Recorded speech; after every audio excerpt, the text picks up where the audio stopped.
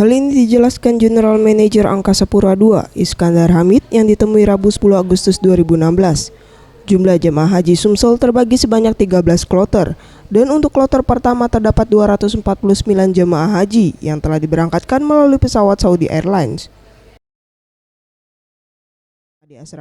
Dan tadi pagi sekitar pukul 8.32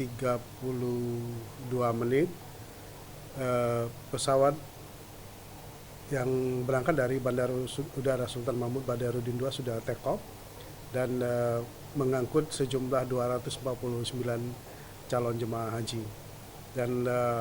Dan besok juga insya Allah pada pukul 8.10 sesuai jadwal akan diberangkatkan dari kloter keduanya.